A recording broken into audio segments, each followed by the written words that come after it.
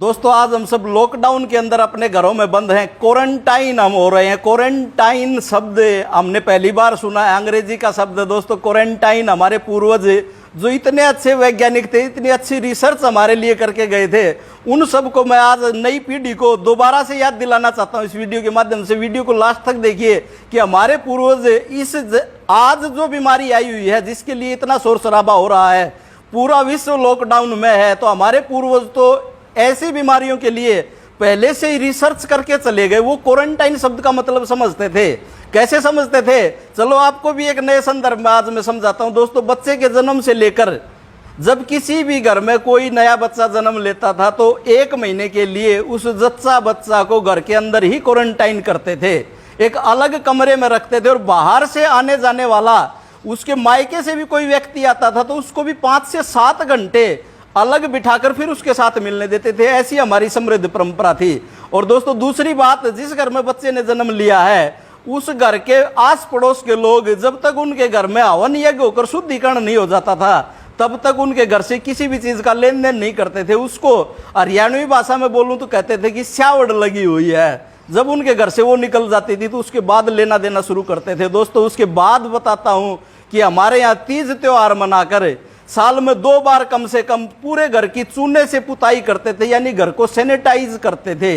इतनी अच्छी हमारी परंपरा थी। तीसरी और बात बताता हूं कि किसी भी अजनबी से जब हम मिलते थे तो हाथ नहीं मिलाते थे। हम अंग्रेज की तरह जो हम आजकल हमारे पूर्वज टोकते भी थे, लेकिन हम सुनते कहाँ थे।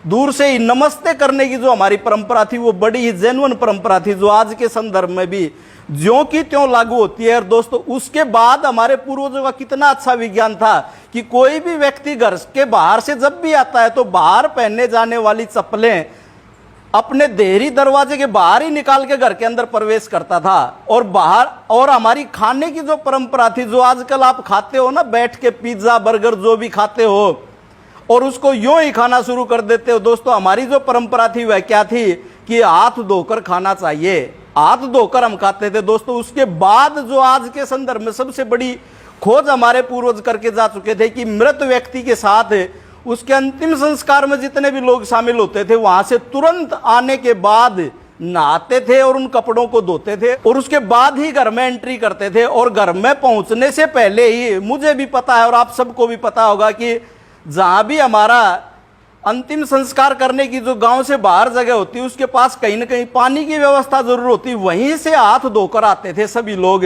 और दोस्तों उसके बाद परंपरा थी कि मृत व्यक्ति के जितना भी सामान, यहाँ तक कि उसकी चारपाई भी घर से बाहर निकाल देते तो उसके बिस्तर वगैरह, उनको इस विज्ञान का पता था। और जिस घर में मृत्यु हो जाती थी उस घर में उसके आस पड़ोस के पास परिचित मित्र खाना बनाकर देकर तो आते थे, लेकिन उस घर से लेता कोई भी कुछ नहीं था।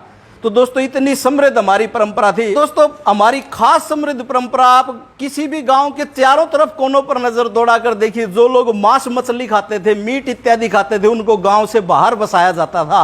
आज भी आप नजर दौड़ा लें, हो सकता है कुछ संदर्भ बदल गया हो, लेकिन उनको इतना अच्छा विज्ञान का पता था, ऐसा वो लोग करते थे। तो दोस्तों हमारे पूर्वजों ने ध्वनि विज्ञान का उन्होंने खोज की थी, जो शंख की ध्वनि बजाते हैं सुबह के समय, शाम के समय जो मंदिरों में ध्वनि बजाई जाती है, और मंदिर की जो घंटियां हैं वो भी एक वायरस को खत्म करने का काम करती है। दोस्तों हमारे घरों में देसी गाय के घी का दीपक जलाया जाता था। बड़ा ही खास विज्ञान था, बड़ा ही खास चीज थी जो वायरस को, जीवाणु को खत्म करने का काम करती थी।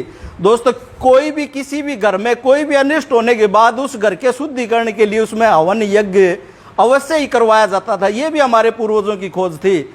आज इन नियमों को कोई पालन करता है, इनको मानता है। इस कोरोना से पहले की बात बता रहा हूं तो उसको अनपढ़ गंवार जाहिल समझते हैं। हमें बड़ी भारी भूल हमारी थी। दोस्तों हमारी संस्कृति इतनी समृद्ध थी, आओ पुनः लौट चलें, अपनी परंपराओं को, अपनी मान्यताओं को, अपनी संस्कृति को पुनः अपनाएं और आज की इस महामारी को और आगे आने वाले समय में ऐसी महामारी से हम बचे रहें, अपना परिवार बचा रहे, अपनी परंपराओं को अपनाएं। अपनी वाणी को विराम देता हूं। धन्यवाद।